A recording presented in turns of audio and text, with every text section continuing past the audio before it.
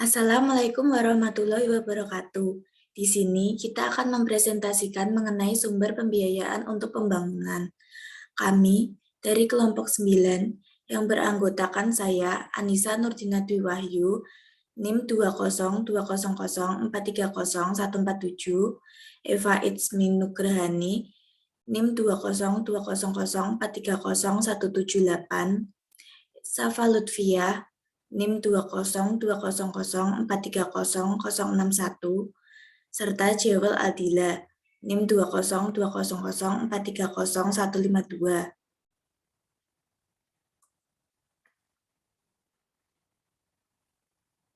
Pengertian: pembiayaan pembangunan adalah cabang dari ilmu ekonomi yang mempelajari upaya-upaya pemerintah dalam rangka membiayai pengeluaran pemerintah sesuai fungsi yang diembannya terkait penyediaan barang dan jasa bagi masyarakat, di mana dalam kegiatan penyediaan barang dan jasa yang dilakukan oleh pemerintah terjadi melalui proses politik dengan berbagai prosedur dan aturan yang berubah dari waktu ke waktu sesuai dengan pilihan masyarakat.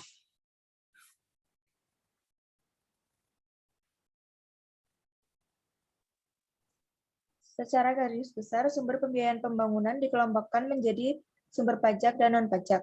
Sumber pembiayaan lain yang dapat dijadikan alternatif berasal dari investasi asing, baik yang berupa penanam modal asing langsung maupun arus masuk modal swasta lainnya. Perdagangan internasional yang bisa diarahkan sebagai motor dari pembangunan, hutang, dan bantuan luar negeri. Jadi, dalam hal ini pemerintah berperan sebagai penyedia infrastruktur publik. Selanjutnya ada sumber pembiayaan pembangunan dapat diperoleh dari yang pertama, sumber pembiayaan konvensional. Sumber pembiayaan konvensional berasal dari pendapatan daerah atau kota, seperti pajak, retribusi, hibah, dan lain-lain. Yang kedua, ada sumber pembiayaan non-konvensional. Sumber pembiayaan non-konvensional berasal dari kerjasama pihak pemerintah dengan stakeholder lain yang terkait, baik swasta maupun masyarakat, seperti joint venture, konsensi, konsolidasi lahan, dan lain-lain. Instrumen pembiayaan non-konvensional inilah yang biasa menjadi sumber pembiayaan alternatif apabila pemerintah mengalami pendanaan dalam melakukan suatu pembangunan. Next. Sumber-sumber pendapatan daerah terdiri atas satu, sumber pendapatan asli daerah, yaitu pendapatan yang bersumber dan dipungut sendiri oleh pemerintah daerah. Sumber PAD terdiri dari pajak daerah, retribusi daerah, laba dari badan usaha milik daerah atau BUMD, dan pendapatan asli daerah lainnya yang sah. 2. Dana perimbangan, yaitu dana yang bersumber dari penerimaan APBN yang dialokasikan kepada daerah untuk membiayai kebutuhan daerah dalam rangka pelaksanaan desentralisasi. Lanjut. Dana perimbangan terdiri dari satu, bagian daerah atau bagi hasil, yaitu atas penerimaan pajak dan bumi bangunan atau PBB, perolehan hak atas tanah dan atau bangunan BPHTB, dan sumber daya alam. 2. Dana alokasi umum, yaitu dana yang berasal dari APBN yang dialokasikan dengan tujuan pemerataan kemampuan keuangan antar daerah untuk membiayai kebutuhan pengeluaran dalam rangka pelaksanaan desentralisasi.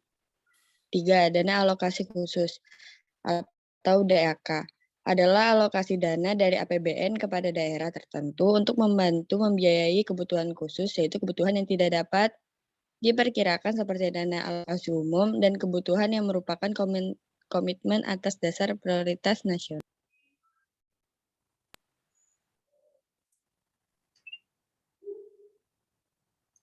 Selanjutnya yaitu sumber konvensional untuk pembiayaan pembangunan adalah yang pertama itu sumber domestik. Untuk pembiayaan pembangunan yang secara garis besar dikategorikan bersumber dari pajak dan non-pajak.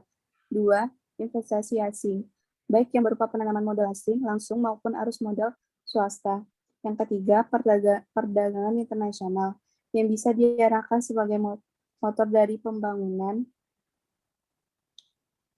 Dengan perkembangan ekonomi dunia yang diliputi gejolak dan perubahan struktural telah menyebabkan ketidakpastian dan maka makin ketatnya ekonomi dunia sebagai pasar ekspor Indonesia. Menghadapi perkembangan di atas, Indonesia perlu berupaya meningkatkan para di berbagai forum internasional, baik yang bersifat multilateral dan regional, yang menunjang usaha untuk menciptakan tatanan perdagangan dunia yang lebih bebas, terbuka, dan adil.